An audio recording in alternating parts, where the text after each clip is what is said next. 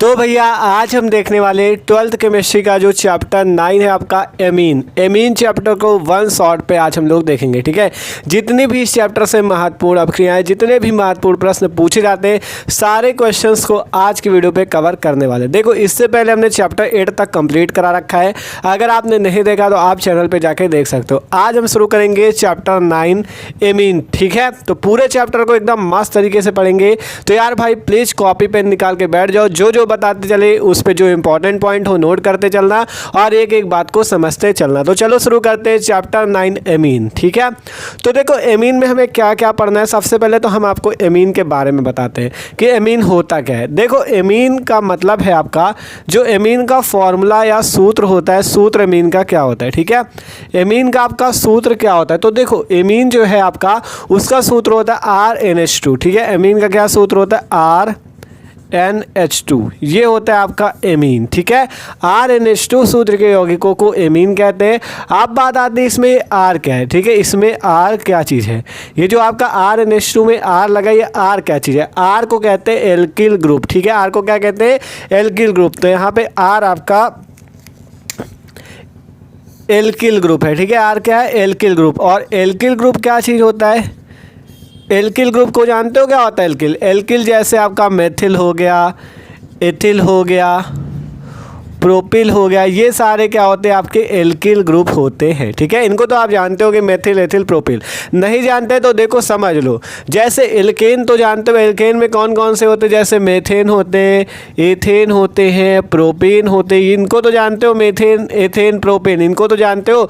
तो सिंपल अगर इनसे एक एक हाइड्रोजन निकाल दिया जाए, जैसे मेथेन से एक हाइड्रोजन निकाल दो तो CH3 मिल जाएगा, जिसका नाम हो जाएगा मेथिल। अगर एथेन से एक हाइड्रोजन निकाल दे तो क्या हो जाएगा, एथिल।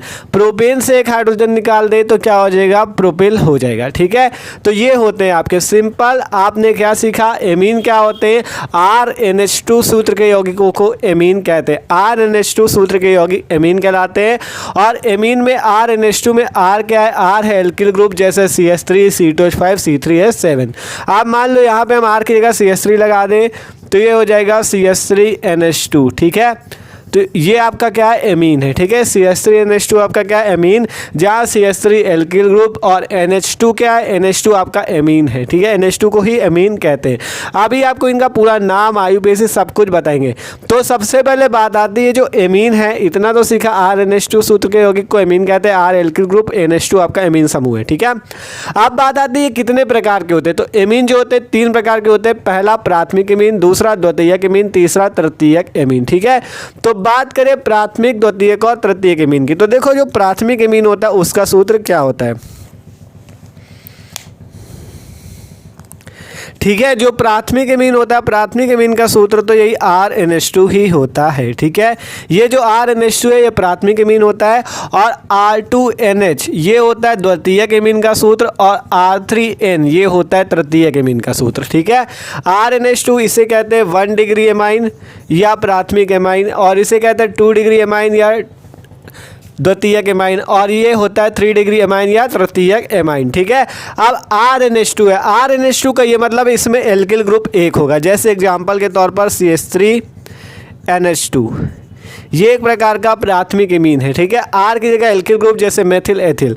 तो जिसमें एल्किल ग्रुप 1 हो वो प्राथमिक एमीन, प्राइमरी एमीन या 1 डिग्री एमीन कहलाता है। ठीक है, अब R2NH का क्या मतलब है, जिस पे 2 एल्किल ग्रुप, R2 है ना, तो R का मतलब एल्किल ग्रुप, तो जिस पे 2 एल्किल ग्रुप हो वो R2NH। ठीक है, मान लो जैसे एग्जाम्पल के तौर पर CH3, ठीक है, जिसमें 2 एल्किल ग्रुप हो, यहाँ पे NH और यहाँ पे लग जाए आपका CH3, तो ये आपका कौन सा एमीन होगा, द्वितीयक एमीन होगा, 2 डिग्री एमीन होगा, क्योंकि इसमें क्या है 2 एल्किल ग्रुप लगे हैं और क्या है NH अर्थात एमीन समूह लगा है।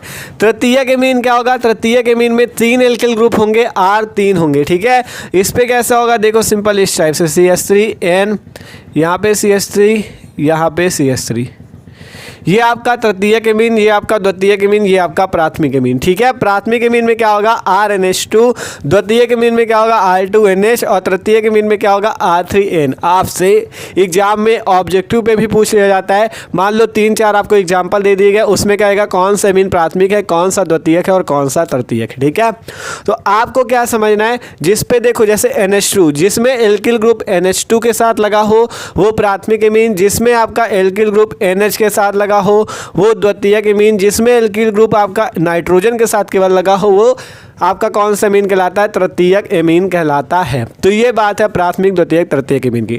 अब आपको देखो ये भी बता दें क्वेश्चन किस टाइप से पूछा जा सकता है एग्जाम में।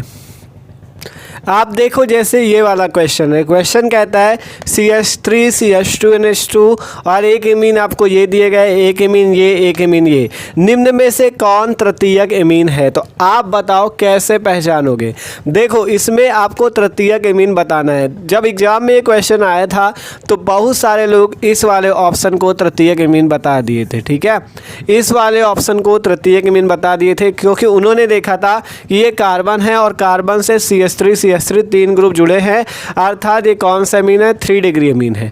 ठीक है, तो उन्होंने ये गलत किया था। तो आपको ये गलत नहीं करना। अगर आपके एग्जाम में इस टाइप का क्वेश्चन आता है तो आपको गलत नहीं करना।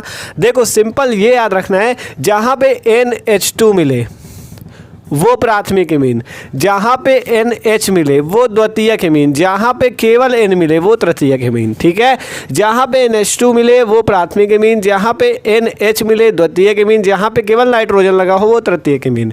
आपको यहाँ पे पहचानना एल्किल ग्रुप से नहीं है, आपको NH2 NH2 N NH इनसे पहचानना है। अगर NH2 लगा है तो आपको जाना है प्राथमिक एमीन अर्थात 1 डिग्री एमाइन है ये। ठीक है, यहाँ NH2 लगा है तो आपको इस एल्किल ग्रुप से मतलब नहीं, NH2 लगा है तो 1 डिग्री एमीन। ठीक है, NH2 लगा है तो 1 डिग्री एमीन होगा।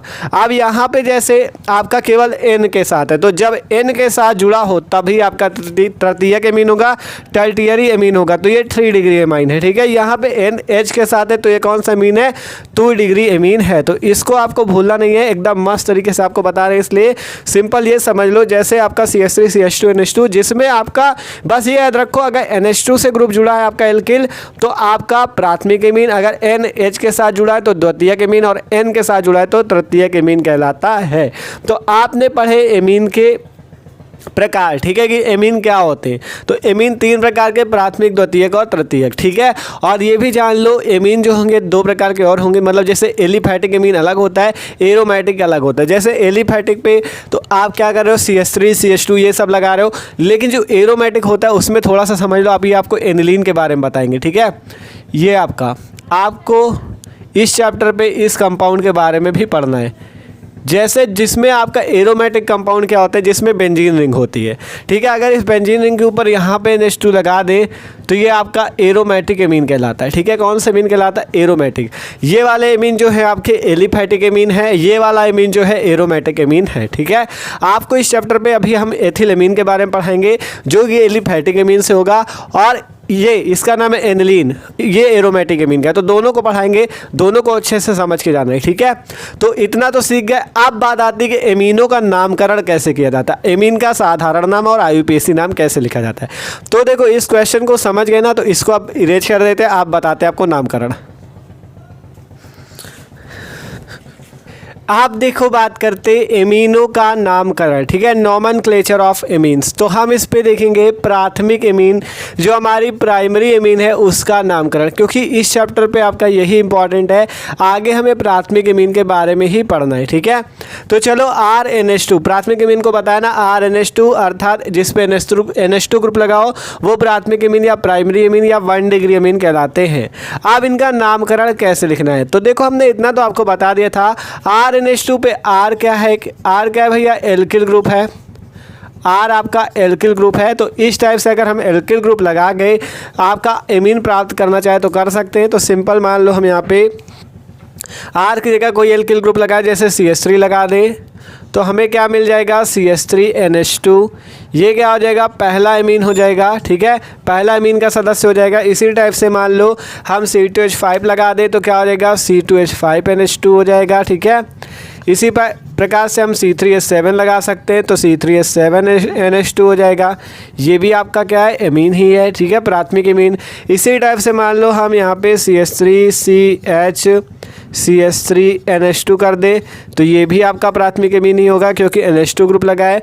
अब यदि हम यहाँ पे इस टाइप से कर दें एल्किल ग्रुप को, CH3C यहाँ पे हो जाए, यहाँ पे NH2, यहाँ पे CH3 और ऊपर भी CH3 लगाओ, तो इसका नाम भी लिखना बताएंगे, ठीक है। सिंपल, जिस पे NH2 ग्रुप लगा हो वो सारे प्राथमिक एमीन प्राइमरी एमीन है, ठीक है।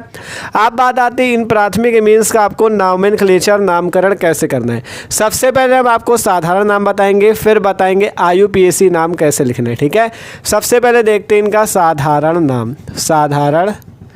नाम, ठीक है। पहले साधारण नाम लिख लेते हैं, फिर IUPAC देखेंगे, ठीक है। साधारण नाम, तो देखो साधारण नाम लिखना तो एकदम आसान है, साधारण नाम तो एकदम आसान। देखो सिंपल, यहाँ पे CH3NH2, CH3 क्या है, एक प्रकार का एल्किल ग्रुप है, और CH3 को हम लोग क्या कहते हैं, मेथिल। एक कार्बन तो मेथिल, 2 कार्बन तो एथिल, 3 कार्बन तो प्रोपिल, 4 कार्बन तो ब्यूटिल। तो यहाँ पे कितने कार्बन, 1 कार्बन, तो सिंपल आपको क्या लिख देना, मेथिल। 1 कार्बन के लिए मेथिल लिख दो। और कौन सा ग्रुप लगा है आगे, NH2 कौन सा ग्रुप होता है, एमीन ग्रुप होता है, तो सिंपल लगा दो एमीन, तो ये हो जाएगा इसका साधारण नाम मेथिल एमीन, ठीक है। इसका साधारण नाम क्या हो गया, मेथिल एमीन। जब इस टाइप से सीधी चेन हो कार्बन की, अगर CH3NH2 लिखा है तो CH3 का नाम मेथिल, NH2 का नाम एमीन, तो मेथिल एमीन। अगर बात करें इसका नाम, तो 2 कार्बन है, देखो 2 कार्बन है ना, 2 कार्बन के लिए क्या लगता है, एथिल लगता है, तो सिंपल एथिल लिखो और लास्ट पे क्या लगा दो, एमीन, तो ये हो जाएगा इसका नाम एथिल एमीन, ठीक है। तो इसका नाम भी आसान है। आप देखो यहाँ पे बात करें कितने कार्बन, 3 कार्बन, 3 कार्बन के लिए क्या लगता है, प्रोप लगता है, तो सिंपल यहाँ पे कर दो प्रोपिल और क्या कर दोगे, एमीन, तो इसका नाम हो जाएगा प्रोपिल एमीन, ठीक है। एकदम आसान है यार, इसका methyl amine, ethyl amine, propyl amine. अब अगला है, देखो अभी तक क्या था, कार्बन एकदम सीधी श्रृंखला पे थे, CH3NH2 एकदम सीधा, C2H5 पे अगर इसको खोल दे इसकी चेन को, तो इस टाइप से आप लिख सकते हो कि नहीं, CH3 CH2 NH2, वही चीज़ तो है, 2 कार्बन 5 हाइड्रोजन और NH2, ठीक है। इसी प्रकार अगर इसको हम ओपन कर दे तो इसको भी इस टाइप से लिख सकते हो, CH3 CH2 NH2, ठीक है। C3H7NH2 को ऐसे लिख सकते हो। तो अभी तक क्या है, कार्बन एकदम सीधी श्रृंखला पे, कार्बन क्या एकदम सीधी चेन पे, सीधी श्रृंखला पे, CH3NH2 तो मेथिलेमीन, CH3 CH2NH2 तो एथिलेमीन। सिंपल कार्बन गिनो, 2 कार्बन तो एथिलेमीन, यहाँ पे 3 कार्बन तो प्रोपिलेमीन, 4 कार्बन आ जाए तो ब्यूटिलेमीन, ठीक है। तो ये सीधी कार्बन की चेन वालों का नाम हो गया। आप जैसे हम यहाँ पे देखते हैं, यहाँ पे क्या है, यहाँ पे आपका कार्बन की चेन सीधी नहीं है, एक CH3 ग्रुप नीचे लगा है, देखो यहाँ पे एक CH3 लगा है, इस वाले पे इसमें भी कार्बन की चेन सीधी नहीं है, इस पे 2 CH3 ऊपर नीचे लगे। तो जब इस तरह से हो तब आपको नाम कैसे लिखना है, देखो जैसे यहाँ पे आपका क्या एल्किल ग्रुप सीधी चेन की जगह एक यहाँ पे भी लगा है, तो इस टाइप का नाम लिखने के लिए आपको क्या प्रयोग करना है, आइसो का प्रयोग करना है, आइसो का प्रयोग करना है।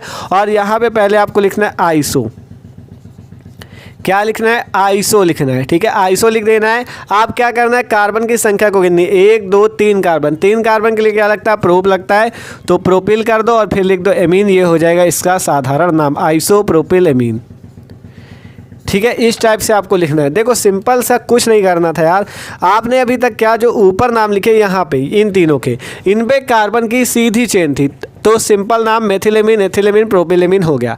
लेकिन इस पे क्या है, कार्बन की सीधी चेन नहीं है, आपका CH3 CH और CH3 एक नीचे लगाओ, जब एक आपका ग्रुप नीचे लगाओ किसी कार्बन से, तो वो क्या हो जाएगा आपका, उसका नाम लिखने के लिए आपको आइसो का प्रयोग करना है। और सिंपल फिर 3 कार्बन गिनने, प्रोपिल और फिर एमीन, ठीक है। अगर इस पे बात करें, जब एक कार्बन लगा तो आइसो का प्रयोग किया, अब जब यहाँ पे 2 कार्बन ऊपर नीचे लगे CH3 तो आपको टल्ट का प्रयोग करना है।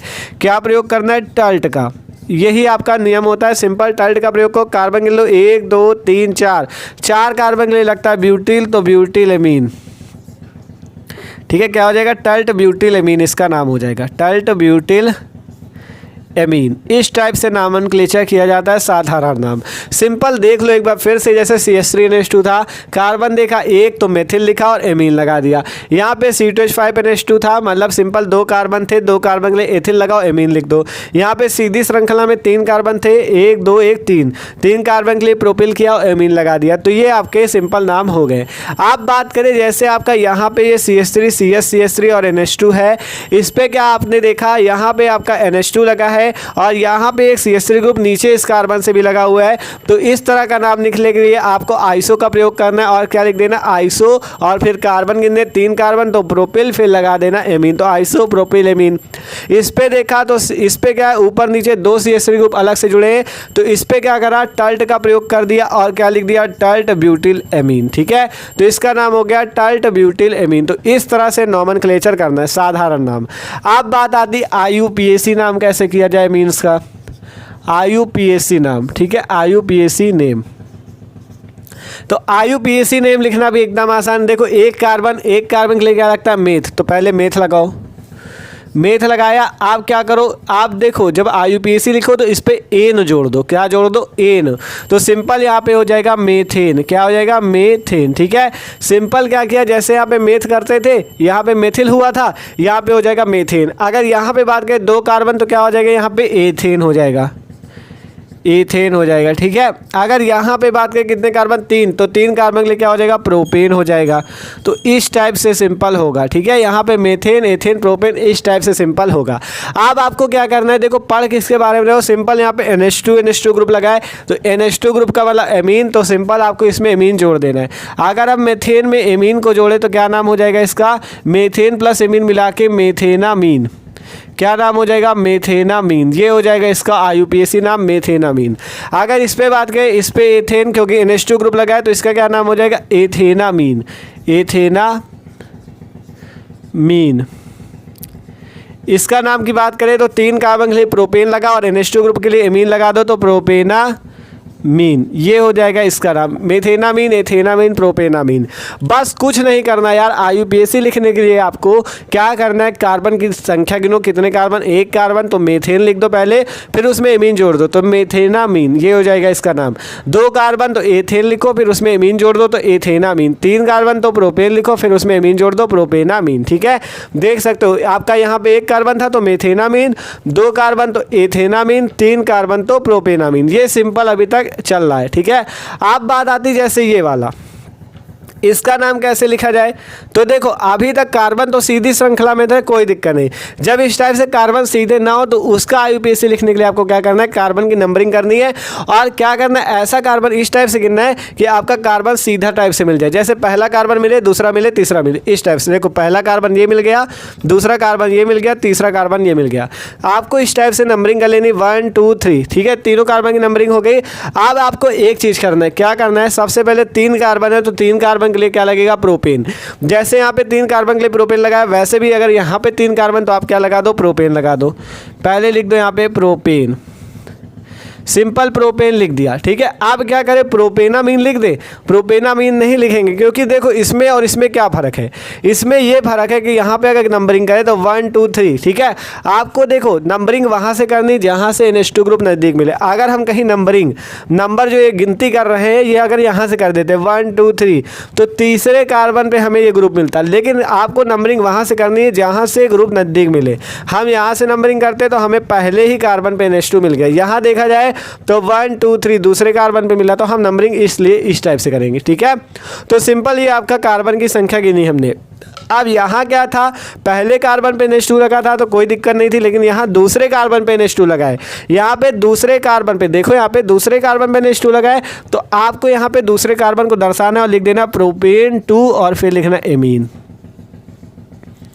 ये हो जाएगा इसका नाम प्रोपेन 2 एमीन। ठीक है, प्रोपेन 2 एमीन। क्या कैसे लिखा, सिंपल 3 कार्बन देखो 1 2 3 प्रोपेन, आप दूसरे कार्बन पे NH2 ग्रुप लेगा तो आपको दर्शा देना प्रोपेन 2 एमीन। ये हो जाएगा इसका IUPAC। अगर इस पे बात करें तो आपको पहले क्या करना है, कार्बन की एक चेन ढूंढनी है जिसमें कार्बन लाइन से मिले। मान लो पहला कार्बन मिला, दूसरा मिला, फिर तीसरा मिला।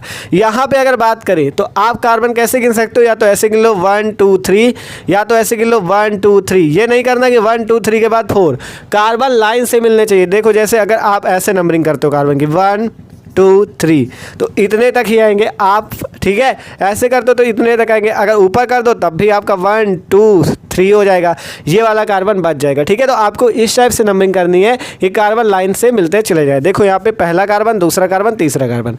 अब यहाँ पे देख रहे हो ये वाला कार्बन तो एक्स्ट्रा बच गया, ठीक है, ये कार्बन एक्स्ट्रा बच गया। अब और ये NH2 ग्रुप भी आपका है, ठीक है। यहाँ पे ध्यान से देखो ये आपका 3 इसका है, ठीक है, ये तीसरा नंबर इस पे देखो, पहला कार्बन, दूसरा कार्बन, तीसरा कार्बन, 3 नंबर हमने लिखे।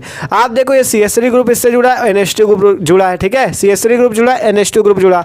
आप CH3 ग्रुप किस कार्बन से जुड़ा? दूसरे कार्बन से, तो सिंपल यहाँ पे पहले लिखो 2 और फिर CH3 ग्रुप को क्या कहते हैं? मेथिल, तो मेथिल कर दो 2 मेथिल, ठीक है, 2 मेथिल। और फिर क्या करना है आपको? कार्बन गिनो, कितने नंबर गिने? 1 2 3, 3 कार्बन के लिए लगता है प्रोपेन, तो प्रोपेन लिखो और एमीन लगा दो, प्रोपेनामीन, प्रोपेनामीन हो जाएगा इसका नाम, 2 मेथिल प्रोपेनामीन, ठीक है। देख सकते हो सिंपल सा नाम है 2 मेथिल प्रोपेनामीन। देखो एकदम आसान है। आपने क्या किया? कुछ नहीं, सबसे पहले आपने यहाँ पे देखो, फिर से देख लो एक बार कैसे हमने यहाँ पे किया नाम,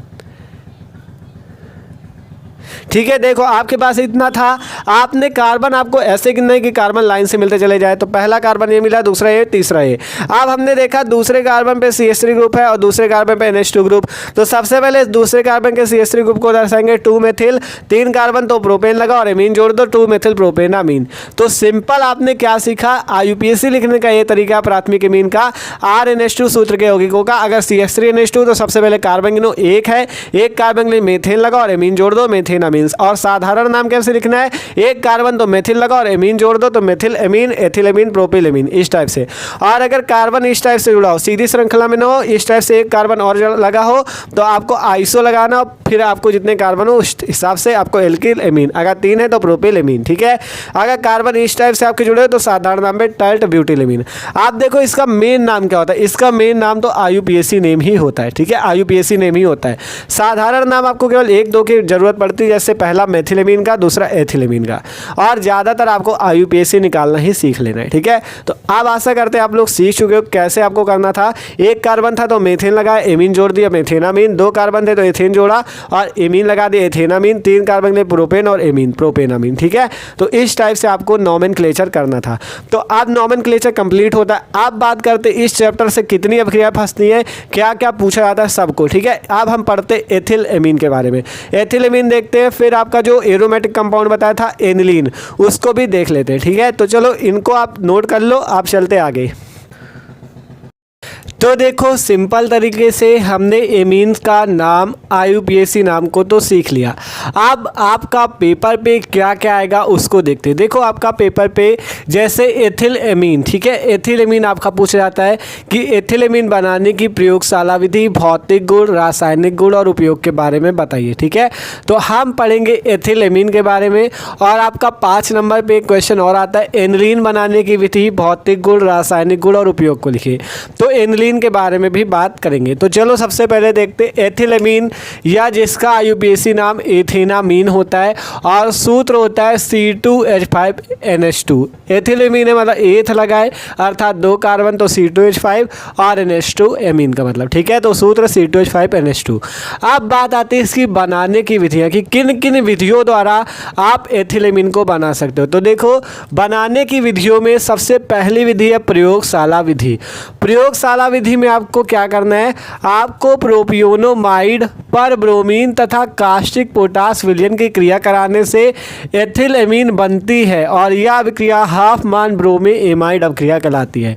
देखो प्रयोगशाला में अगर आपको एथिल एमीन बनाना है तो आपको क्या लेना होगा? प्रोपियोनोमाइड लेना होगा, ब्रोमीन लेना होगा और कास्टिक पोटास का विलयन लेना होगा। जब आप उसकी क्रिया करोगे तो एथिल एमीन बनेगा और यह विधि प्रयोगशाला विधि भी कहलाती है।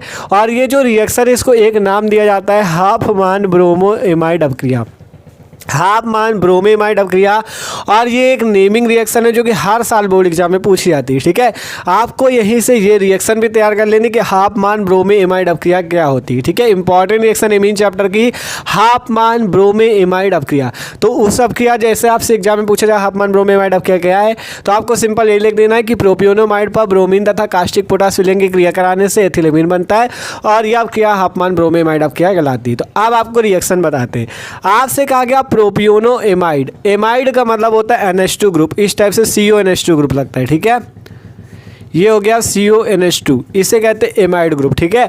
और क्या लगाना प्रोपियोनोमाइड, तो देखो एक कार्बन तो ये हो गया, 2 कार्बन और होने चाहिए, तो इस टाइप से C2H5 कर देंगे, तो इसका क्या नाम हो जाएगा प्रोपियोनोमाइड। देखो कितने कार्बन, 2 1 3 कार्बन, तो अर्थात प्रोप लगेगा, तो प्रोपियोनोमाइड। अब ये हो गया क्या, इसका नाम क्या है प्रोपियोनोमाइड, प्रोपियोनेमाइड, ठीक है। प्रोपियोनेमाइड नाम है इसका। आपको देखो क्या क्या लेना है, अगर आपको एथिलेमीन बनाना है तो प्रोपियोनोमाइड लेना है, ब्रोमीन लेना है, कास्टिक पोटास का विलयन लेना है, जिससे क्रिया कराओगे तब जाके आपका एथिलेमीन बनेगा। तो हमने सिंपल क्या किया, प्रोपियोनोमाइड ले लिया। आप क्या लेंगे ब्रोमीन, तो सिंपल ब्रोमीन ले लो, ये हो गया Br2 ब्रोमीन। और क्या लेना है कास्टिक पोटास का विलयन। कास्टिक पोटास का सूत्र क्या होता है पता है, KOH, इसे कहते हैं कास्टिक पोटास, या इसका दूसरा नाम होता है क्या पोटेशियम हाइड्रोक्साइड। एक चीज़ देखो आपके यहाँ पे बता दे, अगर आपको कहीं NaOH मिल जाए तो इसका नाम क्या होता है NaOH का, इसका नाम सोडियम हाइड्रोक्साइड और दूसरा नाम होता है कास्टिक सोडा। NaOH को कहते हैं कास्टिक सोडा और KOH को कहते हैं कास्टिक पोटास। तो ये चीज़ याद रखना है, NaOH को कास्टिक सोडा, KOH को कास्टिक पोटास, ठीक है। तो सिंपल ये प्रोपियोनोमाइड, ब्रोमीन और KOH या कास्टिक पोटास की अपक्रिया कराने से एथिलेमीन बनता है। और यह अपक्रिया कौन से अपक्रिया कहलाती है, हाफ मान ब्रोमोएमाइड अपक्रिया। तो सिंपल इसकी अपक्रिया करा देते हैं, ये आपका प्रोपियोनोमाइड, ब्रोमीन और KOH। जब इसकी अपक्रिया होगी एकदम सिंपल सिलेक्शन होगी, देखो यहाँ से C2H5, यहाँ से NH2, ये बाहर निकल जाएगा, बन जाएगा क्या बन जाएगा आपका एथिलेमीन। ये सिंपल एथिलेमीन बन गया। बस यही रिएक्शन आपकी हाफ मान ब्रोमेमाइड अपक्रिया और यही प्रयोगशाला विधि है एथिलेमीन बनाने की, ठीक है। सिंपल यहाँ से C2H5 NH2 निकल गया, बचा क्या, यहाँ से K और Br आपको बाहर कर देना है, KBr बाहर कर देना। और एक चीज़ देख लो, यहाँ पे K और यहाँ पे CO भी बच रहा है, तो आप K2CO3 भी बाहर कर दो, K2CO3। और यहाँ पे OH भी है, तो आपको जल भी बाहर कर देना है, जल भी बाहर कर देना है, ठीक है, जल को भी बाहर कर देना है। तो ये सिंपल सी आपकी रिएक्शन होगी। अब बात आती है रिएक्शन बैलेंस करने की, ठीक है। रिएक्शन कैसे बैलेंस हो, तो देखो रिएक्शन बैलेंस करने के लिए यहाँ पे ब्रोमीन कितने 2 और यहाँ पे ब्रोमीन कितने 1, तो यहाँ पे कर दो 2 का गुणा, ठीक है। तो क्या रिएक्शन बैलेंस होगी, 2 का गुणा कर दिया हमने। अब पोटेशियम कितने हो गए 2, यहाँ पे पोटेशियम कितने 1, तो यहाँ पे भी अगर हम 2 का गुणा कर दें, ठीक है, तो क्या आप रिएक्शन बैलेंस हो चुकी है, देखते हैं। सिंपल C2H5 NH2 आपका है यहाँ पे K2, देखो K कितने यहाँ पे 2 2 4 है, तो हमें 4 K करने होंगे। तो देखो अभी आपका रिएक्शन बैलेंस नहीं हुई होगी, ठीक है। आपको पहले K को बैलेंस करना है। पहले क्या करो, पोटेशियम को बैलेंस कर लो। देखो पोटेशियम कितना है यहाँ पे 2, यहाँ पे 3 पोटेशियम है। आपको क्या करना है, इस टाइप से करना है कि दोनों पोटेशियम सेम हो जाए। तो यहाँ पे कर लो 4 का गुणा और यहाँ पे कर लो 2 का गुणा। आप देखो 2 पोटेशियम यहाँ, 2 पोटेशियम यहाँ, 4 पोटेशियम हो गए। अब बात आती है ब्रोमीन, ब्रोमीन कितने हैं 2, ठीक है। यहाँ पे कितने ब्रोमीन 2, तो यहाँ पे भी आपके ब्रोमीन 2 ही है। आप देखो क्या बचा, और कुछ क्या बैलेंस हो सकता है, OH अब ज़्यादा हो गए होंगे, ठीक है। आप देखो यहाँ पे C2H5 NH2 तो सिंपल बाहर निकल गया, K2CO3 निकल गया, KBr निकल गया, OH यहाँ जब 4 का गुणा है तो आपके पास 4 O हो गए और 4 H हो गए, ठीक है। 4 O और 4 H, तो यहाँ पे तो अभी आपके 2 H और 1 O है, तो आप क्या करो यहाँ पे भी 2 का गुणा कर लो। तो ये सिंपल आप पूरी रिएक्शन आपकी बैलेंस है। सिंपल प्रोपियोनोमाइड और आपका ब्रोमीन और 4 KOH, जिससे एथिलेमीन बनता है 2 KBr K2CO3 और जल बनता है। इसका क्या नाम है, एथिलेमीन। ये है आपकी एथिलेमीन बनाने की पहली विधि, जिसे प्रयोगशाला विधि के नाम से भी जानते हैं, ठीक है। तो आप इसे हाफ मान ब्रोमेमाइड अपक्रिया के नाम से भी जान सकते हो। और ये रिएक्शन पक्का लिख के रख लो, हर साल बोर्ड एग्जाम में आती है। ये हाफ मान ब्रोमेमाइड अपक्रिया क्या है, सिंपल यही लिख देना और ये रिएक्शन आपको दे देनी है कि प्रोपियोनोमाइड पर जब ब्रोमीन तथा कास्टिक पोटास की क्रिया होती है तो एथिलेमीन बनता है। Simple C2H5 NH2, 2 KBr K2CO3 और जल। ये रिएक्शन है आपकी कौन सी, प्रयोगशाला विधि, किसकी, एथिलेमीन बनाने की। की और हाफ मान ब्रोमेमाइड अब किया। तो ये थी प्रयोगशाला विधि। अभी कुछ इसकी एथिलेमिन बनाने की सामान्य विधि अभी है, तो उन सामान्य विधियों को भी देख लेते। तो आप इसको नोट कर लो। आप देखो प्रयोगशाला विधि को तो हमने देख लिया, अब इसकी कुछ और विधियां बनाने की जो सामान्य विधियां कहलाती हैं उनको देखते हैं। देखो अगली विधि हमारी नाइट्रोएथेन के अपचयन द्वारा। आप नाइट्रोएथेन का यदि अपचयन करते हो तब भी आप एथिलेमिन को बना सकते हो। कैसे? देखो नाइट्रोएथेन का सूत्र जानते हो, नाइट्रोएथेन, एथ का मतलब सिंपल, एथेन लगा मतलब 2 कार्बन होंगे तो सिंपल C2H5 लगाओ, और नाइट्रो ग्रुप कह रहा है तो NO2 लगा दो। इसका क्या नाम हो गया? नाइट्रोएथेन। सिंपल समझ लो यार, नाइट्रोएथेन, एथेन का मतलब 2 कार्बन तो C2H5, नाइट्रो का मतलब NO2 तो C2H5NH2। ठीक है, C2H5NO2। आपको क्या करना है? इसका अपचयन करना है। ठीक है, अपचयन का क्या मतलब होता है? अपचयन का मतलब होता है आपको उसकी हाइड्रोजन से क्रिया करनी है। अपचयन का क्या मतलब होता है? आपको उसकी हाइड्रोजन से क्रिया करनी है। तो सिंपल नाइट्रोएथेन का अपचयन करना है तो मतलब आपको हाइड्रोजन से क्रिया करनी है। यहाँ पे हाइड्रोजन ले लो। ठीक है, हाइड्रोजन ले लिया। आप देखो आपको यहाँ पे कुछ उत्प्रेरक की उपस्थिति देनी होगी। आपको यहाँ पे टिन SN, जिसका नाम होता है टिन प्लस HCl की उपस्थिति देनी होगी। जब आप टिन और HCl की उपस्थिति दोगे तो आपका क्या बनेगा? एथिलेमिन बनेगा। और देखो अपचयन करा रहे हो तो हाइड्रोजन का ये आपका हो गया। ठीक है, हाइड्रोजन। आप देखो सिंपल यहाँ से क्या होगा? यहाँ पे C2H5, यहाँ पे N, तो सिंपल लिखो C2H5N। ठीक है, C2H5N। और क्या करो? यहाँ पे कर लो 4 का गुणा, 4 का गुणा कर लिया। आप देखो C2H5N, यहाँ से 2 हाइड्रोजन ले लो तो H2 हो जाएगा। ठीक है, 2 हाइड्रोजन ले लिए तो H यहाँ पे 2 हो गए। ठीक है, अभी 2 बचे हैं तो 2 जो होंगे इस O के साथ आपका बाहर निकल जाएंगे। ठीक है, 2 जो होंगे इस H के साथ बाहर निकल जाएंगे, H2O बन जाएगा। आप देखो लेकिन अभी रिएक्शन बैलेंस शायद समझ में नहीं आ रही। यहाँ पे ऑक्सीजन 2 है, यहाँ पे ऑक्सीजन 1 है, तो यहाँ पे कुछ और करना होगा। देखो हम क्या करते हैं, यहाँ पे 2 का गुणा कर देते। आप 2 का गुणा कर दे, कितने हाइड्रोजन? 2 दूना 4, 2 6, तो यहाँ पे आपका 6 का गुणा होगा। ठीक है, यहाँ पे गुणा कितने का होगा? 6 का। अब आपकी रिएक्शन बैलेंस सिंपल, आपको अगर आपको एथिलेमिन बनाना है तो आप नाइट्रोएथेन का अपचयन करा दो तो आप बना सकते हो। तो सिंपल नाइट्रोएथेन का सूत्र C2H5NH2 होता है। अपचयन का मतलब हाइड्रोजन से क्रिया, तो C2H5NH2 C2H5NO2 की हाइड्रोजन से क्रिया कर दो टिन प्लस HCl की उपस्थिति में, जिससे C2H5NH2 और जल का अणु बाहर निकलेगा। रिएक्शन बैलेंस करने के लिए आपको यहाँ देख लेना कितने हाइड्रोजन, 5 2 7 2 9 थे, और यहाँ पे कितने 5 1 6 ही थे। तो आपको रिएक्शन बैलेंस करने के लिए क्या करना है? यहाँ पे 6 का गुणा कर लेना है, यहाँ पे 2 का गुणा कर लेना है, पूरी रिएक्शन आपकी बैलेंस हो जाएगी। तो इसका नाम था नाइट्रोएथेन, अपचयन का मतलब हाइड्रोजन से क्रिया टिन और HCl में, जिससे एथिलेमिन आपका बनता है। तो ये रिएक्शन समझ में आई। आपने नाइट्रोएथेन से क्या बना दिया? एथिलेमिन। अगला एसीटाइमाइड के अपचयन द्वारा। एसीटाइमाइड का अगर आप अपचयन करते हो तब भी आप क्या बना सकते हो? एथिलेमिन। एसीटाइमाइड का सूत्र जानते हो?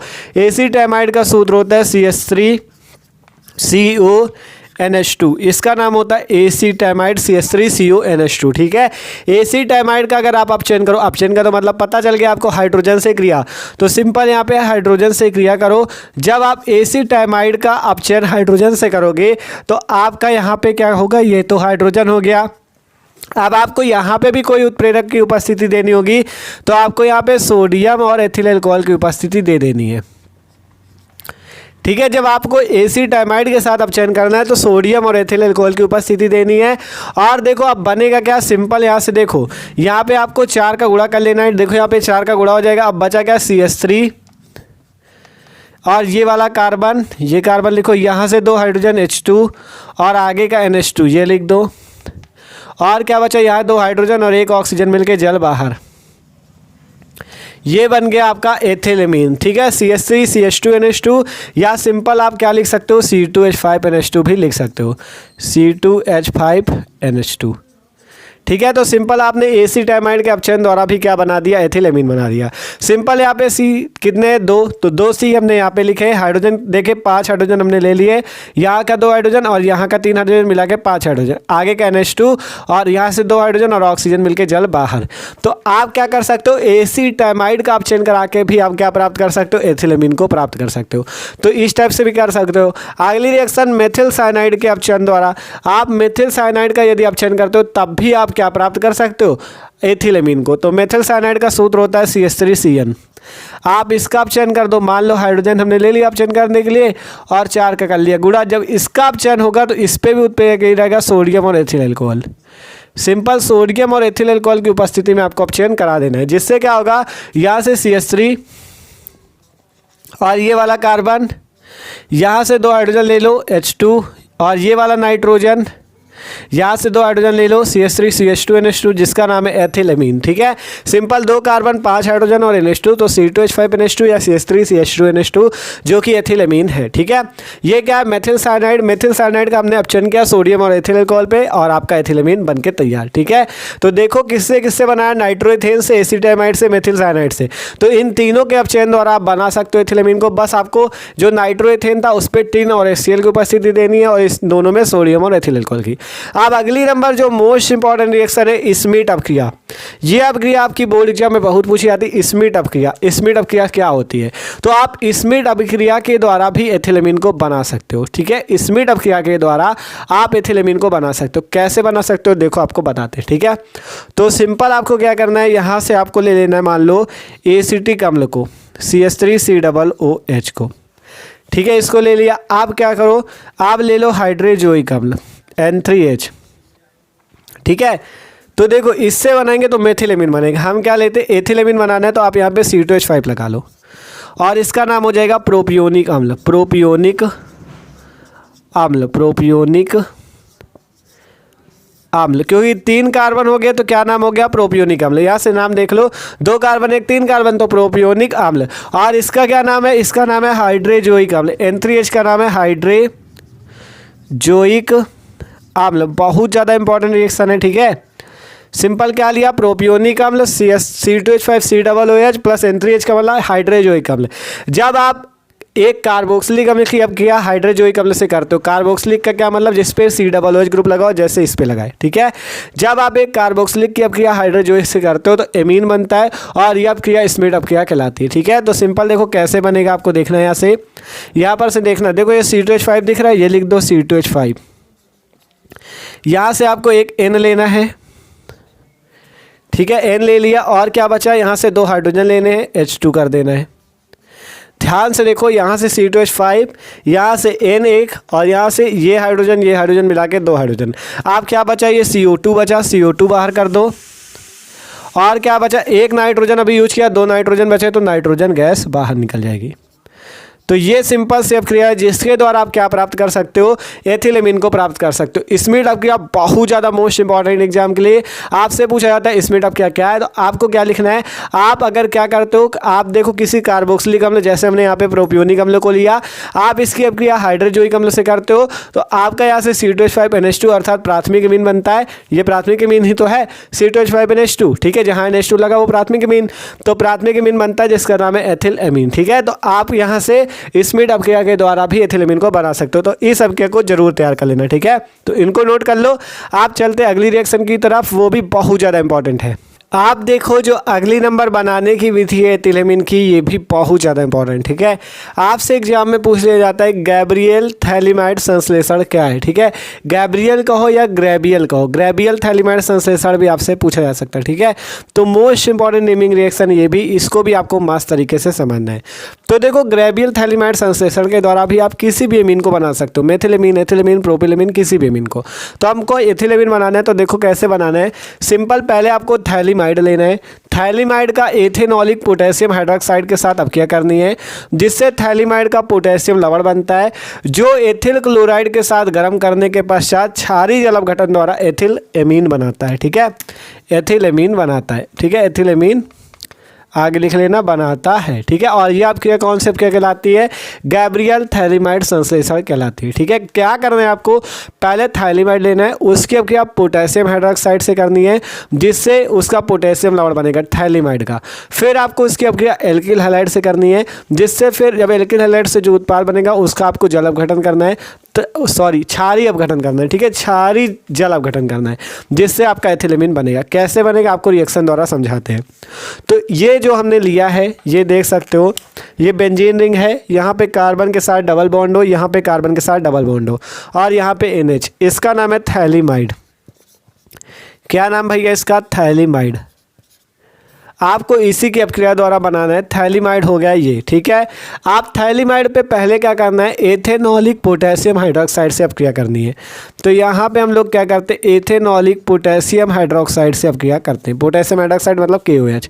जब इससे अपक्रिया करेंगे तो यहाँ से OH और यहाँ से हाइड्रोजन, ध्यान से देखना, यहाँ से OH यहाँ से हाइड्रोजन मिलके जल आपका बाहर निकल जाएगा। बचेगा क्या, वो लिख देते हैं। देखो सिंपल, पहले रिंग बना लो, इस टाइप से आपकी रिंग बन गई। आगे क्या है, C double bond O, C double bond O, यहाँ पे भी C डबल बॉन्ड O, और आगे क्या बच जाएगा, N, यहाँ पे N, H और OH तो बाहर ही निकल गया, बचा क्या K, तो K यहाँ पे हो जाएगा K+, ठीक है। इस टाइप से ये क्या बना, ये बना थैलीमाइड का पोटेशियम लवण, ठीक है। यहाँ पे देख लो, आपसे कहा गया थैलीमाइड एथेनॉलिक पोटेशियम हाइड्रोक्साइड के साथ अपक्रिया द्वारा थैलीमाइड का पोटेशियम लवण बनाता है। तो ये है थैलीमाइड, इसकी KOH से अपक्रिया हुई, मतलब पोटेशियम हाइड्रोक्साइड से, जिससे H और OH बाहर निकला और बना क्या, ये आपका थैलीमाइड का पोटेशियम लवण, यहाँ पे K+ लग गया। अब आपको क्या करना है, थैलीमाइड का पोटेशियम लवण बन जाए जो एथिल क्लोराइड के साथ, आपको इसकी अपक्रिया किससे करनी, एथिल क्लोराइड। एथिल क्लोराइड का सूत्र होता है C2H5Cl, ये होता है एथिल क्लोराइड का सूत्र। जो एथिल क्लोराइड के साथ गर्म करने के पश्चात, पहले आपको एथिल क्लोराइड के साथ गर्म करना है, जिससे यहाँ से K और यहाँ से Cl बाहर निकलेगा, KCl बाहर निकल जाएगा। ध्यान से देखते रहो अपक्रिया को, यहाँ से K और यहाँ से Cl बाहर निकला, KCl। आप बचा क्या, लिख दो सिंपल। यहाँ पे ये इस टाइप से रिंग पहले बना लो, ठीक है, रिंग ना गलत करना। ये आपकी रिंग बन गई। आगे C डबल बॉन्ड O और यहाँ पे N, ठीक है, N हो गया, और यहाँ पे क्या लग जाएगा, C2H5, ये आपका बन जाएगा, ठीक है। सिंपल क्या हुआ, यहाँ से K और यहाँ से Cl, KCl निकल गया और ये C2H5 इसकी जगह आ गया, बस कुछ नहीं करना। आप क्या करना है, जब ये बन जाए एथिल क्लोराइड के साथ गर्म करने के पश्चात क्या करना है, क्षारीय जल अपघटन करना है। जब ये बन जाए तो इसका क्षारीय जल अपघटन करो। देखो पहले इस रिंग को यहाँ पे बना ले, फिर इसका क्षारीय जल अपघटन करते हैं, ठीक है। इंपॉर्टेंट रिएक्शन थोड़ा केवल आपको बनाने में भले कठिन लगे, लेकिन जब प्रैक्टिस करोगे तो आपको समझ में आ जाएगी। सिंपल इस टाइप से बना लो पहले, फिर आगे C डबल बॉन्ड O, यहाँ पे भी C डबल बॉन्ड O और यहाँ पे N C2H5, इस टाइप से, ठीक है। यही रिंग है आपकी, ये वाली यही रिंग है। अब आपको क्या करना है, इसको क्षारीय जल अपघटन कराना है। किसी क्षार से आपको इसकी अपक्रिया कराना है। क्षार जैसे कि सोडियम हाइड्रोक्साइड से करा सकते हो, NaOH से। NaOH एक प्रकार का क्षार है, तो इसकी अपक्रिया हम लोग NaOH से कर देते हैं। जब NaOH से इसकी अपक्रिया होगी, तो यहाँ पर से C2H5N, ठीक है, और आपको NaOH के 2 अणु लेने हैं। देखो यहाँ से NaOH के कितने अणु लेने हैं, 2 अणु लेने हैं, जिससे आपका C2H5N और H2, देखो यहाँ से क्या बनेगा आपका, ये C2H5, ये N, ये H और ये वाला H। देखो पहले देखो, ध्यान से देखो, C2H5N और दो का गुणा है ना, तो 2 H बचेंगे, तो C2H5NH2, जिसका नाम होगा एथिलेमीन, ये बनेगा पहले। देख लो, अब फिर से समझ लो, C2H5N और 2 हाइड्रोजन मिलकर C2H5NH2। अब क्या बचा, वो आपका बाहर निकल जाएगा। देखना, रिंग को ध्यान से समझना। पहले बेंजीन रिंग बना लो इस टाइप से, ठीक है। ये आपकी बेंजीन रिंग बन गई, ठीक है। अब क्या है, C डबल बॉन्ड O, यहाँ पे भी C डबल बॉन्ड O, यहाँ पे भी भैया C डबल बॉन्ड O, ठीक है। अब आपका C2H5N तो बाहर निकल गया और 2 हाइड्रोजन भी बाहर निकल गए, तब तो जाके एथिलेमीन बना। बचा क्या, आपका बचा है केवल ONA, वो भी कितने अणु, 2 अणु बचे हैं। तो सिंपल यहाँ पर से लग जाएगा ONA, ठीक है। 2 बार ONA आपको लगाना है, एक बार ONA ये लग गया, ठीक है। गड़बड़ कर रहा है क्या, एक बार आपका ONA इस टाइप से लग जाएगा और एक बार ONA इस टाइप से लग जाएगा। यहाँ पे O पे माइनस होगा, Na पे प्लस, यहाँ पे O पे माइनस, यहाँ पे Na के प्लस, ठीक है। यही है आपका एथिलेमीन। तो इस टाइप से आप गैब्रियल थैलीमाइड संश्लेषण के द्वारा भी एथिलेमीन को बना सकते हो। सिंपल कुछ नहीं करना था, थैलीमाइड लेना है, KOH अर्थात पोटेशियम हाइड्रोक्साइड से क्रिया करनी, जिससे थैलीमाइड का पोटेशियम लवण बनता है। फिर आपको उसकी अपक्रिया एथिल क्लोराइड से कर देनी, जिससे KCl बाहर निकलेगा और आपका ये बन जाएगा। देख सकते हो, कुछ नहीं हुआ, KCl निकला और इस पे C2H5 लग गया, ये बन गया। आप क्या करना है, इसका क्षारीय जल अपघटन करना, मतलब किसी क्षार से अपक्रिया करनी। हमने NaOH से अपक्रिया कर दी, उसके लिए 2 अणु, जिससे यहाँ से C2H5N और 2 हाइड्रोजन मिलकर C2H5NH2 निकल गया। और ये जो आपका ONA है, एक बार इस कार्बन के साथ लगा दिया O- Na प्लस, और यहाँ पे भी ONA आपका इस कार्बन से लग जाएगा O- Na प्लस। ये आपका बाहर वेस्ट मटेरियल के रूप में निकल जाएगा, बन जाएगा आपका एथिलेमीन। तो ये थी आपकी एथिलेमीन बनाने की विधि, गैब्रियल थैलिमाइड संश्लेषण, मोस्ट इंपॉर्टेंट एग्जाम के लिए, इसलिए आपको बता दिया इसको भी, ठीक है। तो इसको भी तैयार कर लेना। बनाने की विधियाँ खत्म। आप चलते भौतिक गुण, रासायनिक गुण और उपयोग, ठीक है। एथिलेमीन के भौतिक, रासायनिक और उपयोग। आप देखो बात करें एथिलेमीन के भौतिक गुण और रासायनिक गुणों को, ठीक है। तो देखो सिंपल हमने यहाँ पे भौतिक गुण लिखे और रासायनिक गुण। अभी इसके बाद आपको देखना है क्या, आपको देखना है एथिलेमीन के परीक्षण, ठीक है। परीक्षण भी पूछ ले जाते हैं, परीक्षण कौन कौन से उनको भी बताएंगे। पहले देखो भौतिक गुण, भौतिक गुण कौन कौन से हैं। तो पहला भौतिक गुण है कि एथिलेमीन जो है रंगहीन ज्वलनशील गैस है। एथिलेमीन क्या है, रंगहीन ज्वलनशील गैस है, ये इसका पहला भौतिक गुण है। दूसरा गुण है इसका कि इसका क्वथनांक जो होता है 17 डिग्री सेंटीग्रेड होता है, 17 डिग्री सेंटीग्रेड इसका क्वथनांक बॉइलिंग पॉइंट होता है। तीसरा पॉइंट, यह जल में अत्यधिक विलेय है, जो आपका एथिलेमीन है जल में अत्यधिक विलेय अर्थात अत्यधिक घुलनशील है। चौथा पॉइंट, इसकी बहुत तीक्ष्ण अमोनिया जैसी गंध होती है। इसकी गंध कैसी होती है, बहुत तीक्ष्ण होती है और अमोनिया जैसी होती है, ठीक है। तो ये इसके क्या है, भौतिक गुण, ठीक है। आप बात करें इसके रासायनिक गुणों की। रासायनिक गुण में क्या होता है, रासायनिक गुण में अभिक्रियाएं होती है, जैसे आपका एथिलेमीन की किससे क्या क्रिया हो तो क्या बनेगा, ये सब होता है, ठीक है। आप देखो जैसे पहला रासायनिक गुण नाइट्रस अम्ल से क्रिया, नाइट्रस अम्ल से क्रिया। तो नाइट्रस अम्ल का सूत्र क्या होता है, देखो नाइट्रिक अम्ल और नाइट्रस अम्ल दोनों अलग है। नाइट्रिक अम्ल का सूत्र होता है HNO3, लेकिन जो नाइट्रस अम्ल का सूत्र होता है वो होता है HNO2, ठीक है। तो नाइट्रस अम्ल से क्रिया करनी तो सिंपल एथिलेमीन लिया, नाइट्रस अम्ल का सूत्र HNO2, जब अब क्रिया होगी तो यहाँ से C2H5, यहाँ से O और एक H मिलकर एथिल अल्कोहल बनेगा। यहाँ से आपके एक N और एक N मिला के 2 नाइट्रोजन बाहर निकलेंगे और जल का अणु बाहर निकलेगा। तो जब आपका एथिलेमीन नाइट्रस अम्ल से क्या करता है तो क्या बनाता है, एथिल अल्कोहल बनाता है, नाइट्रोजन बनाता है और जल बनाता है। तो ये पहला रासायनिक गुण। अगला है ऑक्सीकरण।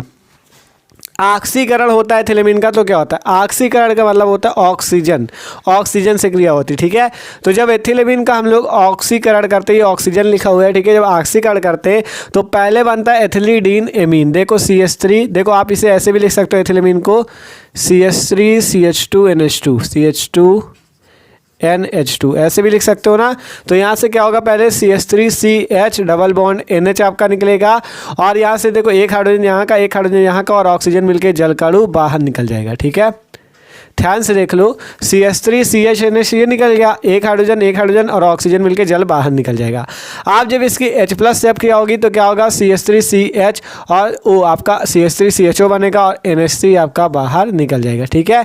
तो इस टाइप से आपकी क्रिया होगी, ठीक है। यहाँ पे H+ का वाला आपको सिंपल हाइड्रोलिसिस कराना है इसका, ठीक है। हाइड्रोलिसिस कराना और जल से अपक्रिया करनी है, ठीक है।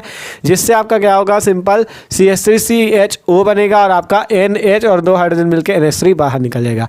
H+ रखा है मतलब आपको जल से अपक्रिया करनी है H+ की उपस्थिति में। पहले आपका एथिलेमीन है, ऑक्सीकरण किया, जल बाहर निकला और एथिलीडीन एमीन बना। क्या बना, एथिलीडीन एमीन, ये 3 है, एथिलीडीन एमीन बना। फिर H+ की उपस्थिति में जल से अपक्रिया हुई, जिससे CH3CH और ये ऑक्सीजन मिलकर एस्टल्डिहाइड बना और NH3 बाहर निकल गया। तो ये अपक्रिया भी इंपॉर्टेंट थी, ऑक्सीकरण था। अगला है अम्ल से अपक्रिया। जब एथिलेमीन अम्ल से अपक्रिया करता है तो क्या होता है, तो सिंपल ये एथिलेमीन हो गया। अम्ल हमने एक ले लिया हाइड्रोक्लोरिक अम्ल HCl। जब अम्ल से अपक्रिया करता है तो एथिल अमोनियम क्लोराइड बनाता है। सिंपल यहाँ से C2H5 NH2 है तो इस पर एक H जोड़ दो, NH3 हो जाएगा, ऊपर प्लस लग जाएगा और Cl- बाहर हो जाएगा। इसका नाम है एथिल अमोनियम क्लोराइड। तो ये है इसके रासायनिक गुण, भौतिक गुण, ठीक है। अब बात आती है एथिलेमीन के परीक्षण, ठीक है। इनके कौन कौन से परीक्षण है, जिसमें हम लोग कार्बिलेमीन अपक्रिया के बारे में देखेंगे और हाफमान मस्टर्ड ऑयल अपक्रिया है। जो अपक्रिया है आपको परीक्षण में बताएंगे, उन अपक्रियाओं को आप रासायनिक गुण में भी लिख सकते हो, ठीक है। जो अपक्रिया आपको परीक्षण में बताएंगे वो अपक्रिया आप रासायनिक गुण में भी लिख सकते हो। अभी आपको बताएंगे कैसे, इनको नोट कर लो पहले। आप देखो बात करते हैं एथिलेमीन के परीक्षण के बारे में, ठीक है। परीक्षण देख लेते हैं। तो देखो पहला परीक्षण है कार्बिलेमीन अभिक्रिया, या आप इसे कह सकते हो आइसोसाइनाइड परीक्षण। ये अभिक्रिया पूछी जाती है आपसे एग्जाम में नेमिंग रिएक्शन पे कि कार्बिलेमीन अभिक्रिया क्या होती है, तो आपको यही लिख देना है कार्बिलेमीन अभिक्रिया पे। कार्बिलेमीन अभिक्रिया पे क्या करना होता है, जब आप एथिल एमीन को लोगे और उस पर क्लोरोफॉर्म को मिलाओगे और KOH को मिलाओगे, जिससे आपका एथिल आइसोसाइनाइड बनेगा, जिसकी गंध जो होती है अरुचिकर होती है। रुचिकर मतलब, रुचि का मतलब होता है जिस पे आपको रुचि हो किसी चीज़ पे। अरुचिकर मतलब वो आपको पसंद ना हो, ठीक है। रुचि का मतलब पसंद होना, अरुचिकर मतलब वो नापसंद आने वाली गंध होती है। ठीक है, तो सिंपल देखो यहाँ से क्या होता है, जब एथिलेमीन आप लोगे और उसकी अब क्रिया क्लोरोफॉर्म CHCl3 से करोगे और 3KOH से करोगे और उसे गर्म करोगे तो आपका यहाँ से C2H5 नाइट्रोजन और कार्बन मिला के C2H5NC निकलेगा और क्या बाहर निकलेगा, 3K और 3Cl मिलके 3KCl बाहर निकलेंगे। यहाँ के OH है तो 3H2O आपके बाहर निकलेंगे और यह अभिक्रिया कार्बेनमीन अभिक्रिया कहलाती है। अगर आप यहाँ पे थ्योरी लिखना चाहना तो लिख लेना कि एथिलेमीन जब क्लोरोफॉर्म और QH से क्या करता है तो एथिल आइसोसाइनेट बनाता है और जो कि आपका जिसकी गंध क्या होती है, अरुचिकर होती है, नापसंद आने वाली होती है। तो यही है आइसोसाइनेट परीक्षण, इसका नाम लिख लेना एथिल आइसोसाइनेट। तो ये क्या है, आइसोसाइनेट, NC लगा मतलब आइसोसाइनेट। तो ये कौन सा परीक्षण कराता है, आइसोसाइनेट परीक्षण, अर्थात एथिलेमीन आइसोसाइनेट परीक्षण देती है और C2H5NC को बनाती है। तो ये पहला परीक्षण था और ये अभिक्रिया भी तैयार कर लेना, कार्बेनमीन अभिक्रिया। अगली नंबर है हाफमान मस्टर्ड आयल अभिक्रिया, ये भी आपका एक परीक्षण ही है एथिलेमीन का। ठीक है, इस पे क्या होता है, इस पे आपको एथिलेमीन लेना होता है और कार्बन डाइसल्फाइड को लेना होता है। कार्बन डाइसल्फाइड का सूत्र होता है CH2, नाम लिखते चलना, कार्बन डाइसल्फाइड का सूत्र होता है CH2 और क्या लेना होता है, मर्क्यूरिक क्लोराइड HgCl2। जब उसे गर्म करोगे तो यहाँ से C2H5NCS ये बनेगा जिसका नाम होगा एथिल आइसोथायोसाइनेट। एथिल आइसोथायोसाइनेट जिसकी गंध जो होती है मस्टर्ड आयल जैसी होती है। इसकी गंध कैसी होती है, मस्टर्ड आयल, इसी से नाम याद रखना, मस्टर्ड आयल जैसी होती है। तो ये भी आपका एक परीक्षण है।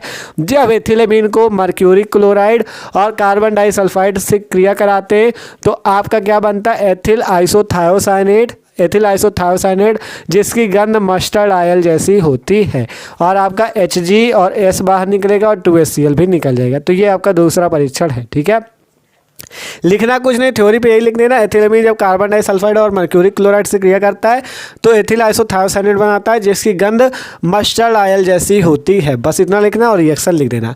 अगला है नाइट्रस अम्ल से क्रिया। नाइट्रस अम्ल वाली तो अभी देखी थी, जब एथिलेमीन नाइट्रस अम्ल से अब क्या करता है, NaNO2 और HCl की उपस्थिति में तो आपका एथिल एल्कोहल बनता है, नाइट्रोजन बनता है और जल का अणु बाहर निकलता है। ठीक है, और इस पर लिखना क्या, आपको लिखना है एथिलेमीन की अभिक्रिया नाइट्रस अम्ल HNO2 से करने पर और उसमें क्या मिलाने पर, NaNO2 और HCl मिलाने पर आपका जो नाइट्रोजन गैस होती है बुदबुदाहट के साथ बाहर निकलती है और यह अभिक्रिया मतलब ये क्या होता है, परीक्षण होता है एथिलेमीन का। मतलब जब एथिलेमीन पे आप क्या मिलाते हो, नाइट्रस अम्ल मिलाते हो और उस पर NaNO2 और HCl मिलाते हो तो उससे नाइट्रोजन गैस बुदबुदाहट के साथ बाहर निकलती है, बुदबुदाहट के साथ बाहर निकलती है। ये आपको लिख देना है। तो ये 3 परीक्षण है आपके। ठीक है, पहला कार्बेनमीन अभिक्रिया, दूसरा हाफमान मस्टर्ड आयल अभिक्रिया, तीसरा नाइट्रस अम्ल से किया। तो तीनों परीक्षण भी है, तीनों रासायनिक गुण भी है एक तरह से। देखो जब एथिलेमीन क्लोरोफॉर्म QH से क्या करता है तो आइसोसाइनेट बनाता है, जब इस पे एथिल आइसोथायोसाइनेट बनाता है, इस पे एथिल अल्कोहल बनाता है। तो ये तीनों रासायनिक गुण भी आप याद कर सकते हो, परीक्षण पे भी याद कर सकते हो, दोनों पे लिख सकते हो। ठीक है, तो एथिलेमीन कंप्लीट है। एथिलेमीन के भौतिक गुण, रासायनिक गुण और उपयोग नहीं पूछे जाते, परीक्षण पूछे जाते हैं आपके। ठीक है, परीक्षण को पूछा जाता है एग्जाम में, तो परीक्षण बता दिए और आपने क्या देखा, बनाने की विधि। अब केवल बचा है आपका इस चैप्टर का एनिलीन। एनिलीन क्या होता है, इसके बनाने की विधि, भौतिक गुण, रासायनिक गुण, उपयोग। तो चलो उसको भी देखते हैं।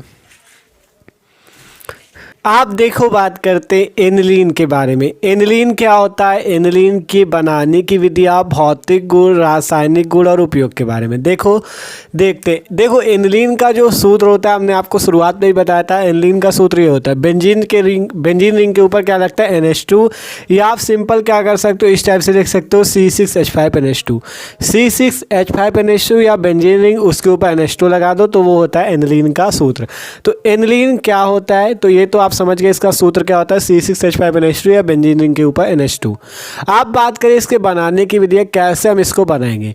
तो देखो बनाने की विधियाँ देखते हैं। नंबर 1 पे है प्रयोगशाला विधि। प्रयोगशाला में कैसे एनिलीन को बनाया जाता है, तो देखो हमने यहाँ पे लिखा, प्रयोगशाला में एनिलीन नाइट्रोबेंजीन का टिन और सांद्र HCl द्वारा अपचयन करके बनाई जाती है। जैसे हमने आपको एथिलेमीन बना के दिखाया था, नाइट्रोएथेन का टिन और HCl SN जिसका नाम होता है टिन और HCl में अपचयन किया था जिससे एथिलेमीन बना था, वैसा ही सेम आपको इस पे भी करना है एनिलीन पे। देखो सिंपल नाइट्रोएथेन लिया C6H5NO2, उस पर क्या लिया था, नाइट्रोएथेन लिया था, लेकिन इसमें क्या लेना है, नाइट्रोबेंजीन लेना है। इस पर क्या लेना है, नाइट्रोबेंजीन, यहाँ से ले लिया नाइट्रोबेंजीन। आपको जब क्या बनाना था, आपको एथिलेमीन बनाना था C2H5NH2, तब आपने लिया था नाइट्रोएथिन। अब आपको एनिलीन बनाना है तो आपने क्या लिया, नाइट्रोबेंजीन, जिसका सूत्र है C6H5NO2। आपको क्या करना है, इसका ऑप्शन करना है टिन और HCl पे। तो टिन हमने ले लिया, SN और HCl ले लिया। आपने अपचयन किया, अपचयन का मतलब हाइड्रोजन से क्रिया 6 का गुणा कर लेना, जिससे C6H5NH2 आपका और 2 आपके जल के अणु बाहर निकल जाएंगे। तो ये है इसकी प्रयोगशाला विधि। सिंपल एनिलीन को नाइट्रोबेंजीन के द्वारा, आपको अगर एनिलीन बनाना है तो आपको नाइट्रोबेंजीन लेना है, नाइट्रोबेंजीन का अपचयन कराना है टिन और HCl की उपस्थिति में, जिससे आपका एनिलीन प्राप्त होगा। ये आपकी रिएक्शन लिखी हुई है, ठीक है। तो ये है इसकी प्रयोगशाला विधि। तो प्रयोगशाला में किस टाइप से बनाते हैं आपने सीख लिया। आप देखते हैं कुछ इसकी सामान्य विधियाँ। तो देखो अगली सामान्य विधि इसकी, निर्जल ZnCl2 की उपस्थिति में फिनॉल को NH3 के साथ 300 डिग्री सेंटीग्रेड पर गर्म करने पर एनिलीन बनता है। कैसे, देखो सिंपल ये होता है फिनॉल का सूत्र, ये होता है फिनॉल का सूत्र, सिंपल बेंजीन रिंग, उसके ऊपर लग गया OH। तो ये किसका सूत्र हो गया, आपका फिनॉल का सूत्र हो गया। और क्या लेना है आपको, फिनॉल को किससे अब क्या करनी, NH3 के साथ, तो सिंपल NH3 हमने ले लिया। और क्या लेना है, निर्जल ZnCl2, तो निर्जल ZnCl2 की उपस्थिति दी और 300 डिग्री सेंटीग्रेड का टेम्परेचर रखा, जिससे यहाँ से NH3 जो है आपका यहाँ से H2 बाहर निकलेगा और H2 इस ऑक्सीजन को लेकर जल बाहर निकल जाएगा और बचेगा क्या, सिंपल यहाँ से NH2, ठीक है। NH2 बचेगा और ऊपर लग जाएगा, जिसका नाम होगा एनिलीन। क्या नाम होगा इसका, एनिलीन नाम हो जाएगा। तो सिंपल सी रिएक्शन एकदम, क्या करना है आपको क्या लेना है, फिनॉल लेना है, NH3 के साथ अब क्रिया करनी है ZnCl2 की उपस्थिति में 300 डिग्री सेंटीग्रेड ताप पर, जिससे आपका एनिलीन बनेगा और जल बनेगा। तो ये क्या है ये आपकी एनिलीन बनाने की समान विधि है, जिसमें आपको क्या करना है, फिनॉल की अमोनिया से क्रिया ZnCl2 की उपस्थिति में 300 डिग्री सेंटीग्रेड पर करनी, एनिलीन बनता है। अगली अब क्रिया देखो मोस्ट इंपॉर्टेंट है ये वाली आपकी, ठीक है। ये अब क्रिया एग्जाम के लिए मोस्ट इंपॉर्टेंट है। अब क्रिया है हाफमान हाइपोब्रोमाइड। अब क्रिया आपसे कहा जाए हाफमान हाइपोब्रोमाइड या हाफमान ब्रोमेएमाइड अब क्रिया कहा जाए, दोनों अब क्रिया एक ही है। आपसे कभी कभी एग्जाम में पूछ लेता हाफमान हाइपोब्रोमाइड नाम से, कभी कभी पूछ लेता हाफमान ब्रोमेएमाइड नाम से। तो दोनों अब क्रियाओं पे कंफ्यूज ना होना, एक ही अब क्रिया है, ठीक है। क्या करना होता है इस पर, सिंपल आपको बेंजामाइड लेना है, जैसे C6H5CONH2, ये होता है बेंजामाइड का सूत्र। इस पर ब्रोमीन और KOH मिलाना है, जिससे आपका यहाँ से C6H5 यहाँ से NH2, ये एनिलीन बाहर निकल जाएगा। यहाँ से K2CO3 बाहर निकलेगा, पोटेशियम कार्बोनेट, यहाँ से K और Br मिलके KBr बाहर निकल जाएगा और आपका 2 जल के अणु बाहर निकलेंगे। तो ये सिंपल सी अब किया हाफमान ब्रोमेएमाइड अब किया या हाफमान हाइपोब्रोमाइड अब क्या कहलाती है, सिंपल बेंजामाइड, ब्रोमीन, KOH जिससे एनिलीन बना, K2CO3 जिसका नाम पोटेशियम कार्बोनेट बना, पोटेशियम ब्रोमाइड और जल आपका बन गया, ठीक है। तो ये सिंपल सी अब क्रिया होती है। अगली अब क्रिया है, अगर आप क्या करो क्लोरोबेंजीन ले लो, क्लोरोबेंजीन की अमोनिया और क्यूप्रस ऑक्साइड से अभिक्रिया 200 डिग्री सेंटीग्रेड ताप और उच्च दाब पर करते हो, तो यहाँ से C6H5 और NH2 मिलके C6H5NH2 बना लेता है। यहाँ से Cu और Cl मिलके 2CuCl बना लेता है और आपका क्या बाहर निकलता है, जल बाहर निकल जाता है। तो ये सिंपल सी क्रिया होती है, ठीक है। सिंपल सी क्रिया ये आपकी हो जाती है, chlorobenzene, ammonia, cuprous oxide, 200 degree centigrade ताप, उच्च दाब पर एनिलीन, CuCl और जल बनता है। तो ये एकदम मस्त सी क्रिया है। तो देख सकते हो ये है इनके बनाने की विधियाँ, पहली प्रयोगशाला विधि और कुछ सामान्य विधियाँ। तो ये थी एनिलीन बनाने की विधियाँ। अब बात करते हैं एनिलीन के भौतिक गुण, रासायनिक गुण और उपयोग के बारे में। आप देखो बात करें एनिलीन के भौतिक और रासायनिक गुणों के बारे में, तो देखो बात करते एनिलीन के भौतिक गुण कौन कौन से। तो पहला भौतिक गुण है शुद्ध एनिलीन रंगहीन द्रव है, ठीक है। जो एनिलीन शुद्ध होता है वो रंगहीन द्रव होता है, ठीक है। शुद्ध एनिलीन जो है रंगहीन द्रव है। दूसरा गुण है इसका क्वथनांक 184 डिग्री सेंटीग्रेड होता है। आपका एनिलीन का क्वथनांक 184 डिग्री सेंटीग्रेड होता है और यह जल में अविलेय अर्थात जल में नहीं घुलता, परंतु ईथर, एल्कोहल, बेंजीन व अन्य कार्बनिक विलायकों में विलेय है अर्थात घुल जाता है। तो ये इसके भौतिक गुण हो गए। अब बात करिए रासायनिक गुणों की। तो रासायनिक गुण में पहला नंबर है कार्बिलेमीन अपक्रिया। जिस प्रकार आपका एथिलेमीन कार्बिलेमीन अपक्रिया देता था वैसे एनिलीन भी देता है। सिंपल देखो C6H5NH2, ठीक है, C6H5NH2 जिसका नाम एनिलीन, और इसकी अब क्रिया क्लोरोफॉर्म और QS से होगी, जिससे C6H5 ये नाइट्रोजन और ये कार्बन मिलके आपका C6H5NC बन जाएगा, जिसका नाम होगा फेनिल आइसोसाइनाइड। क्या नाम होगा, लिख लेना नाम, C6H5NC का नाम होगा फेनिल आइसोसाइनाइड।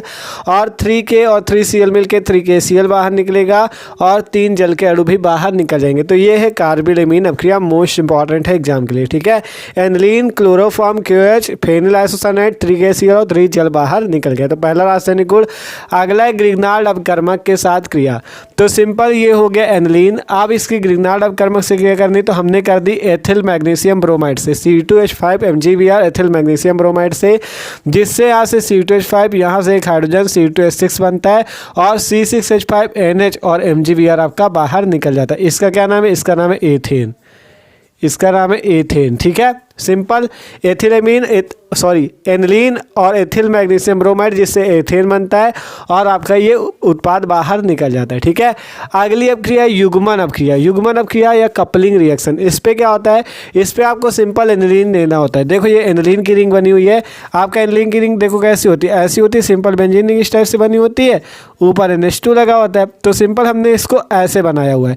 आप मान लो इससे एक हाइड्रोजन निकाले तब भी कोई दिक्कत नहीं है। देखो आपको पता है यार, एनिलीन का जो सूत्र होता है C6H5NH2 होता है, ये होता है एनिलीन का सूत्र। 5 हाइड्रोजन यहाँ पे होते हैं, तो एक हाइड्रोजन इससे हमने क्या कर लिया, बाहर कर लिया, सिंपल, कुछ नहीं किया और, ठीक है। ये किया गया है यहाँ पे। देखो ये आपका बेंजीन रिंग बनी, सही से बना लेना। ये NH2 लगा है, इसका एक हाइड्रोजन हमने बाहर कर लिया और क्या ले लिया, बेंजीन डाइएजोनियम क्लोराइड। ये बेंजीन रिंग है, ये नाइट्रोजन और ये क्लोरीन, मतलब बेंजीन रिंग ऊपर लगा N2Cl, ठीक है। तो इसका नाम भी लिख लेना। ये है आपका एनिलीन, ये है बेंजीन डाइएजोनियम क्लोराइड। 30 से 35 डिग्री सेंटीग्रेड पर अब क्या होगी, जिससे ये H और ये Cl आपका बाहर निकल जाएगा और ये पूरी रिंग जुड़ जाएगी। देखो ये आपका रिंग पे NH2 लगा और आगे की जो यहाँ से लेके यहाँ तक की रिंग ये जुड़ गई। इसका नाम है पैरा एमिनो एजो बेंजीन। देख लो एकदम आसान रिएक्शन। बस ये आपका क्या है, इसको अगर ऐसे लिखना चाहो तो ये है आपका C6H5NH2 और ये क्या है, ये है आपका C6H5N2Cl, ठीक है। सिंपल ये है, देख लो ये C6H5 का मतलब बेंजीन रिंग और NH2 ये लगा। इस पे देखो C6H5 का मतलब बेंजीन रिंग और 2 नाइट्रोजन और 1 क्लोरीन। तो बस इसकी अब क्रिया हो रही, ये समझो, ठीक है। इसकी अब क्रिया हो रही, बस ये समझो आप लोग। सिंपल, जब यहाँ से HCl बाहर निकल जाएगा और आपका ये पैरा एमिनो एजो बेंजीन बन जाएगा। तो ये आपका युग्मन अपक्रिया देता है एनिलीन, ठीक है। अगली अपक्रिया हैलोजनीकरण, ठीक है। इसमें क्या होता है, एनिलीन होता है और उसकी किसी हैलोजन, जैसे क्लोरीन, ब्रोमीन या आयोडीन सब क्या होती है। जैसे मान लो हमने ब्रोमीन के 3 अणु लेके अपक्रिया की, जिससे जब 3 अणु लेते तो एक ब्रोमीन यहाँ पे लगता है, एक आपका एक छोड़ के यहाँ लग जाता है और एक यहाँ लग जाता है, ठीक है। इस टाइप से देख सकते हो आपका लग जाता है। और इसका क्या नाम होता है, 2,4,6 ट्राई ब्रोमो एनिलीन। देखो नाम कैसे लिख सकते हो, सिंपल 1 2 3 4 5 6 इस टाइप से आपको कार्बन की नंबरिंग कर लेनी है, ठीक है। 1 2 3 4 5 6।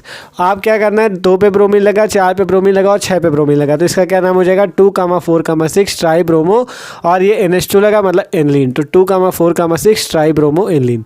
तो ये सिंपल बन जाएगा, ये है हैलोजनीकरण अपक्रिया। तो इसको भी नोट कर सकते हो। ये थे रासायनिक गुण, भौतिक गुण भी देख लिए, रासायनिक गुण भी देख लिए। आप चलते एनिलीन के उपयोग की तरफ, तो इसको नोट कर लो। आप देखो बात करते एनिलीन के उपयोग। तो देखो उपयोग को देख लो। पहला उपयोग है, एनिलीन का उपयोग किया जाता है रंजकों के निर्माण में। एनिलीन का उपयोग कहाँ किया जाता है, रंजकों के निर्माण में। और दूसरा उपयोग है बेंजीन डाइएजोनियम क्लोराइड, सिर्फ बेस आदि यौगिकों के बनाने में भी एनिलीन का उपयोग किया जाता है। तो ये है एनिलीन के उपयोग, भौतिक गुण, रासायनिक गुण, बनाने की विधि और उपयोग सब कुछ देखा, ठीक है। तो ये चैप्टर पूरा कंप्लीट होता है। एक चीज़ याद रखना, जितनी नेमिंग रिएक्शन बताई और भी रिएक्शन बताई उनको तैयार कर लेना, क्योंकि इनसे आपका कैसे प्राप्त करेंगे और क्या होता है जब वाली अब क्या है पूछी जाती है, ठीक है। और आपका एग्जाम में पूछा जाता है एनिलीन बनाने की विधियाँ बताओ, भौतिक गुण, रासायनिक गुण, उपयोग, एथिल एमीन बनाने की भौतिक गुण, रासायनिक गुण, उपयोग। तो ये दोनों चीज़ें पूछी जाती है, तो इनको भी तैयार कर लेना, ठीक है। तो यार वीडियो अच्छा लगा हो तो लाइक कर देना और चैनल को भी जरूर सब्सक्राइब करना। Okay, thanks for watching this video.